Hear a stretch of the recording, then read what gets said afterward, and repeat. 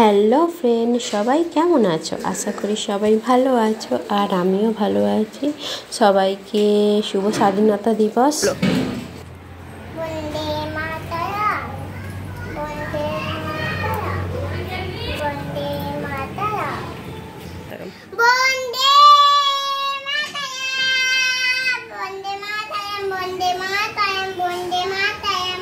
আর মাম্মাম সকালবেলা ঘুম থেকে উঠে মুখ টুক ধুয়েই ওকে সাজিয়ে দিতে হবে। ও পতাকা তুলতে যাবে, তা ওর দাদার সঙ্গে যাবে। ওর পাপা বললো যে তোকে পতাকা তোলাতে নিয়ে যাবো, চ।